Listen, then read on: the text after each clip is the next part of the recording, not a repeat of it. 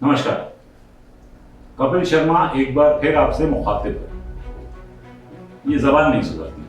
कितना सोचता हूं कि सिर्फ हिंदी ही बोलूंगा, सिर्फ और सिर्फ हिंदी, पर सोच अपनी जगह, कारोबार अपनी जगह। खैर, इससे पहले कि मैं विषय से भटक कर हिंदी और उर्दू के बारे में अपनी राय जाहिर करने लगूं, आप ये सुनिए कि आज के दौर में, जी हाँ, इसी दौर में जिसे आप हिंदी में वर्तमान कहते हैं, देशद्रोह या राजद्रोह से कैसे बचा जाए। अब इसका और कोई मतलब मत लगाइएगा, क्योंकि बचने से मेरी मुराद ये है कि ऐसा क्या है जिसे करने का मतलब आप सिडिशियस यानी राजद्रोही होते हैं, या जो ना करने से आप राजद्रोह से बच सकते हैं। इसलिए इन सिडिशियस विचारों के लिए इन्हें थोड़ी देर के लिए माफ कर दीजिए। तो सवाल यह है कि आखिर राजद्रोह क्या होता है। तो पहले तो यही समझ लीजिए कि राजद्रोह और देशद्रोह में फर्क होता है।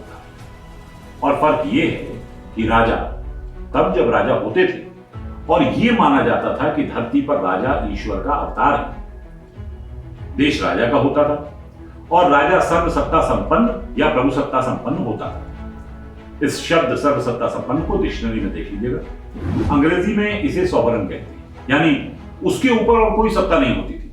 माना जाता था कि राजा देश का यानी भूमि का मालिक है और प्रजा उसके बच्चे हैं, और वो प्रजा को अपने राज्य की भूमि, पेड़, पहाड़, बंदर, खेत आदि के माफिक इस्तेमाल कर सकता है। राज से यानी राजा से प्रेम करना, उसके प्रति वफादारी दिखाना, धर्म पालन, नैतिकता और सदाचार आदि में शामिल कर लिया गया है। इसलिए उस राजा से प्रेम न करना, वफादारी न दिखाना, उसके लिए अपना सर्वस्व निछावर न कर देना आदि आदि सब कुछ राजद्रोह की श्रेणी में आता था। इसे इस उदाहरण से समझिए कि मान लीजिए राजा सुबह सुबह सैर पर निकला, रास्ते में उसे एक बकरी का बच्चा दिखाई दिया। राजा ने आओ देखा न ताओ बकरी के बच्चे की गर्दन भुट्टे की तरह उड़ा दी। अब गर्दन उड़ा दी तो उड़ा दी, क्यों उड़ाई, कैसे उड़ाई, कब उड़ाई जैसे सवाल फिजूल है। महत्वपूर्ण सवाल है किसने उड़ाई, राजा ने। अब कहानी यूं आगे बढ़ती है कि अगर बकरी का मालिक अपनी फरियाद लेकर राजा के पास जाए तो राजा कहेगा कि भाई, क्योंकि बकरी को तो राजा ने मारा था और राजा राज्य का, राज्य की भूमि का, यहां रहने वाले लोगों, जानवरों, पेड़ पौधों का मालिक था, और इसीलिए राजा उस बकरी का भी मालिक था। इसलिए बकरी के मरने की दुहाई देकर बकरी के मालिक ने राजा के इस अधिकार से द्रोह किया है, इसलिए इसे राजद्रोह माना जाए और बकरी के मालिक की गर्दन भी बकरी की तरह भुट्टे की तरह उड़ा दी जाए। बस हो गया इंसाफ। अब इस पूरी कहानी से आपने क्या सीखा? एक तो ये कि राजद्रोह, जिसे इंग्लिश में सिडिशन कहा जाता है, राजा से द्रोह होता है, राज्य से नहीं। दूसरा, राजद्रोह का सीधा अर्थ यह है कि आपके साथ कुछ भी हो, आप राजा से उसकी शिकायत नहीं कर सकते, क्योंकि शिकायत करना वफादारी नहीं होती। वफादारी होती है जैसा मालिक चाहे वैसा चलना। शिकायत करना, प्रतिवाद करना, प्रतिरोध करना, असंतोष जताना, सब कुछ, सभी कुछ राजद्रोह यानी सिडिशन होता है।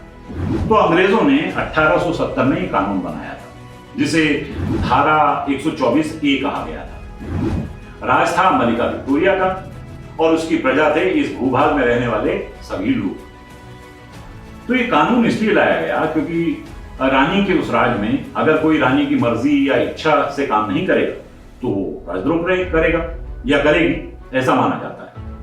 अब कानून के हिसाब से उसे राजा की मर्जी न मानने का दंड यानी सजा दी जाएगी। कुछ लोगों ने ये सजाएं झेली, कुछ लोगों ने माफिया मांग ली और मलिका विक्टोरिया को अपना मालिक माना। मलिका ने खुश होकर उन्हें बख्शीश दी, जिसे उन्होंने गर्व से लिया, और अब वो गर्व से देशभक्त भी कहलाते हैं।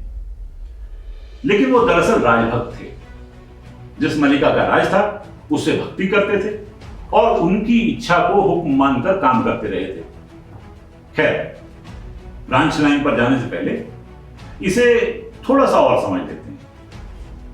अब 1947 में भारत आजाद हुआ और भारत को माना गया लोकतंत्र, यानी यहां कोई राजा नहीं होगा। संविधान की प्रस्तावना में लिखा गया, हम भारत के लोग भारत को एक यानी जो संप्रभुता राजा के पास होती थी वो संप्रभुता जनता के पास चली गई, यानी एक जनतंत्र हुआ। इसी से और शब्द भी निकले, जैसे जनादेश, जन आंदोलन, जनपक्ष, जनगणमन आदि आदि इत्यादि। लेकिन जब जनता देश की मालिक हो तो वो खुद से द्रोह कैसे कर सकती है?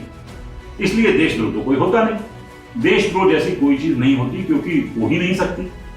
देश और राज में सबसे बड़ा फर्क यही है कि राज राजा का होता है और देश जनता का होता है। इसलिए लोकतंत्र में सबसे बड़ा अधिकार अभिव्यक्ति की स्वतंत्रता का अधिकार होता है। अब होना तो यह चाहिए था कि आजादी के साथ ही राजद्रोह कानून को खत्म कर दिया जाए, लेकिन ऐसा नहीं हुआ। आजाद भारत में, जिसमें लोकतंत्र था, राजद्रोह की इस धारा को कायम रखा गया। भारतीय दंड संहिता यानी आईपीसी की धारा 124A के अनुसार यह कानून किसी भी ऐसे कार्य, शब्द या संकेत को अपराध मानता है जो कानून द्वारा सरकार के प्रति घृणा या अवमानना लाता हो या लाने का प्रयास करता हो, या असंतोष को उत्तेजित करता हो या उत्तेजित करने का प्रयास करता हो।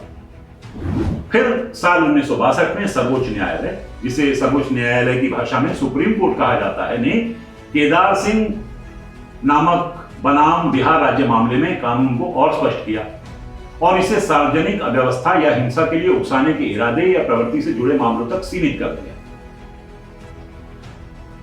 अभी हाल ही में आई भारतीय न्याय संहिता यानी बीएनएस में इस कानून का नंबर बदलकर इसे धारा 124A की जगह धारा 152 कहा गया, जिसे हालांकि राजद्रोह नहीं कहा जाता, लेकिन धारा 152 क्या कहती है? वो कहती है कि भारत की संप्रभुता, एकता और अखंडता को खतरे में डालने वाले कृत्य आपराधिक माने जाएंगे, यानी विभाजनकारी सशस्त्र विद्रोह या विध्वंसक गतिविधियों को भड़काने वाले या अलगाववादी भावनाओं को प्रोत्साहित करने वाले कृत्यों को अपराधी माना जाएगा। यानी कि 124A को और व्यापक कर दिया गया। अब इतना लंबा ओपनिंग बनाने का कारण सिर्फ यही है कि आपको सिडिशन यानी राजद्रोह कानून का सिर पैर समझ में आए, क्योंकि आप राजद्रोह करने से बच सकें। अब कानूनी भाषा की माने तो विभाजनकारी सशस्त्र विद्रोह या विध्वंसक गतिविधियों को भड़काने वाले या अलगाववादी भावनाओं को प्रोत्साहित करने वाले कृत्य राजद्रोह माने जाते हैं। लेकिन यह कैसे तय होगा कि यह विभाजनकारी सशस्त्र विद्रोह या विध्वंसक गतिविधियां किसे कहा जाए? चलिए एक उदाहरण से समझते हैं। अगर किसी जंगल में आप छुट्टी मनाने के लिए जाते हैं और वहां की हरियाली आपको बहुत पसंद आती है, आप अचानक दोनों हाथ उठाकर और जोर से चिल्लाकर कहते हैं, मुझे हरा रंग पसंद है। अब मान लीजिए वहां कोई मौजूद था जिसने उसे रिकॉर्ड कर दिया या नहीं भी किया, लेकिन उसने पुलिस में जाकर यह रिपोर्ट किया कि देखो भाई, ये आदमी भारत की पुण्य पवन धरती पर रहता है, लेकिन कहता है कि उसे हरा रंग पसंद है, जो पाकिस्तान के झंडे का रंग है, इसलिए ये मेरी भावनाएं तो आहत कर ही रहा है, साथ ही दुश्मन देश की तारीफ कर रहा है, अपने देश के सैनिकों का हौसला डिगा रहा है और इसीलिए ये राजद्रोह कर रहा है। अब आप ये फैसला कीजिए कि क्या ये राजद्रोह है। लेकिन रुकिए, आप ये फैसला नहीं कर सकते क्योंकि कानून आपने तो बनाया नहीं।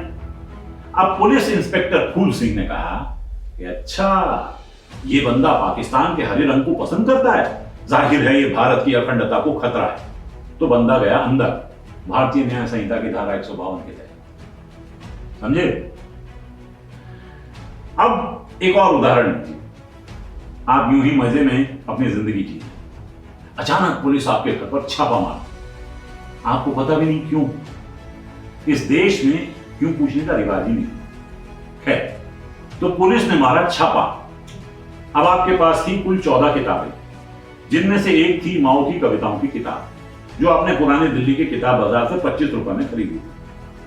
अब पुलिस अदालत में जाकर कहेगी कि देखो साहब, ये माओवादी है, इसके पास ये किताब मिली है। यहां एक बात और साफ कर दो, ये किताब बैन नहीं है, लेकिन अदालत को इससे कोई मतलब नहीं है। माय लॉर्ड आपको अंदर डाल देंगे भारतीय न्याय संहिता के धारा 152 के राजद्रोह कानून के हिसाब से। आप गए अंदर, समझे? अब मान लीजिए कि नेहा ठाकुर, तो भाई जो गाने गाती हैं, कोई एक गाना गाती है। अब किसी को लगता है कि ये तो सेडिशियस गाना है, वो पुलिस में रिपोर्ट करता है, पुलिस एफआईआर दर्ज करती है। तो सवाल ये है कि क्या वो गाना राजद्रोह की श्रेणी में आएगा या नहीं आएगा। या मान लीजिए कि कुणाल कामरा कोई चुटकुला सुनाते हैं, किसी को लगता है कि साहब ये तो सेडिशियस चुटकुला है, तो क्या ये चुटकुला राजद्रोह की श्रेणी में आएगा? जवाब है इससे कोई फर्क नहीं पड़ता कि गाना क्या है, चुटकुला क्या है, बात क्या है, इशारा क्या है। फर्क इससे पड़ता है कि क्या पुलिस ये सोचती है। गौर कीजिएगा, अगर पुलिस ये सोचती है कि ये राजद्रोह है, बस इतना काफी है। यहां यह भी ध्यान रखिएगा कि आपका कुछ करना ही राजद्रोह नहीं होता। आपका कुछ कहना, लिखना, गाना, तस्वीर या इशारा भी राजद्रोह हो सकता है, अगर पुलिस ये मान ले कि ये राजद्रोह है। क्योंकि राजद्रोह की परिभाषा बनाई ही इस तरह गई है कि आप कुछ भी करें, पुलिस का यह मानना कि ये भारत की अखंडता को चुनौती दे रहा है या विभाजनकारी सशस्त्र विद्रोह या विध्वंसक गतिविधियों को भड़काने वाले या अलगाववादी भावनाओं को प्रोत्साहित कर रहा है, तो ये राजद्रोह है। अब इस कानून की सबसे मारक बात यह है कि आप ये ताजिंदगी साबित नहीं कर सकते कि ये गाना, चुटकुला, बात या विचार ऐसा नहीं करता, और पुलिस को तो कुछ साबित करने की जरूरत नहीं है। भाई अब आते हैं असली बात पर। राजद्रोह करने से बचने का क्या तरीका है? तरीके बहुत सिंपल है। पहला, सोचना छोड़िए, दिमाग को एकदम में खाली रखिए। हालांकि यह तरीका बहुत कारगर नहीं है, क्योंकि यह साबित नहीं किया जा सकता कि आप वो नहीं सोच रहे थे जो पुलिस कह रही है कि आप सोच रहे थे। और क्या किया जा सकता है? दूसरा, सवाल करना छोड़िए। कैसा भी सवाल, किसी भी तरह का सवाल, किसी से भी पूछा गया सवाल भारत की अखंडता को चुनौती देता लग सकता है। और मैं पिछले 17 घंटे से आपको यही समझा रहा हूं कि ये लगना ही असल चीज है। पुलिस को लगा कि यह अपराध है तो यह अपराध है, बस किस्सा खत्म। तीसरा, सरकार की हां में हां मिलाना सीखे।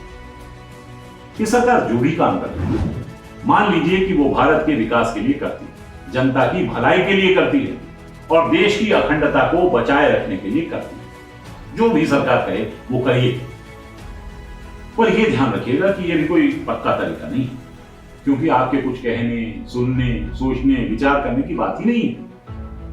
इस कानून का सदुपयोग पुलिस अपने विचारानुसार करती है, इसलिए हो सकता है कि यह करने के बावजूद एक दिन आपको राजद्रोह के लिए पकड़ लिया जाए और बेल का इंतजार करते हुए आप जेल में चक्की पीसते रहे। चौथा, सत्ता पक्ष में शामिल हो जाए, यानी जिसकी सरकार हो उसके गुण गाएं, विपक्ष को गाली दें, चुन चुनकर विपक्ष पर देश की अखंडता को खतरे में डालने वाली बातें कहें। प्रधानमंत्री, गृह मंत्री, बाकी मंत्रियों और उनके समर्थकों को ईश्वर या ईश्वर का अवतार मान लें। यह बहुत हद तक कारगर तरीका है राजद्रोह ना करने का, क्योंकि पुलिस ऐसे में आप पर हाथ डालने से बचेगी। अगर आप किसी गुंडई मामले में मजबूरन अंदर कर दिए जाएं, तो या तो आपको बेल मिल जाएगी या फिर आपके खिलाफ पुलिस ही क्लोजर रिपोर्ट लगा देगी। अगर कोई जज ये कहे भी कि भाई सारे सबूत इस व्यक्ति के खिलाफ हैं, तो जज का तबादला कर दिया जाएगा। तो ये मुझे सबसे ज्यादा कारगर तरीका लगा राजद्रोह से बचने का। पांचवा, जब चीन या पाकिस्तान कोई हमला करे या कोई आतंकवादी घटना हो, तो उस पर दुख भले ही ना जाहिर करें, पर यह जरूर कहें कि सत्ता में बैठी सरकार ने बहुत अच्छा काम किया। अगर आप ये ना कहेंगे तो सेना का, पुलिस का, सुरक्षा बलों का और सरकार का मनोबल, जिसे उर्दू में हौसला कहते हैं, गिर जाएगा। और ये एक सिडिशियस यानी राजद्रोही हरकत है, जिसके लिए आपको कभी माफ न किया जाएगा। अब जो समझने वाली बात है वो ये है कि मेरे ख्याल से तो आइंदा दिनों में ऐसा होने वाला है कि अगर आपने सरकार के खिलाफ वोट किया तो भी इस देश की अखंडता के लिए खतरा माना जाएगा और आपको राजद्रोह के मामले में, राजद्रोह के अपराध में जेल भेज दिया जाएगा। तब यूं होगा कि देश की कुल 600 करोड़ जनता सिर्फ सरकार के पक्ष में वोट करेगी, ना कोई विपक्ष होगा, ना कोई सरकार से सवाल पूछेगा। और तब मेरे प्रिय मित्रों, इस देश में विश्वास कुमार द्वारा सुविचारित राम राज्य जरूर आएगा। एवं अस्तु तथास्तु। ओम शांति शांति शांति।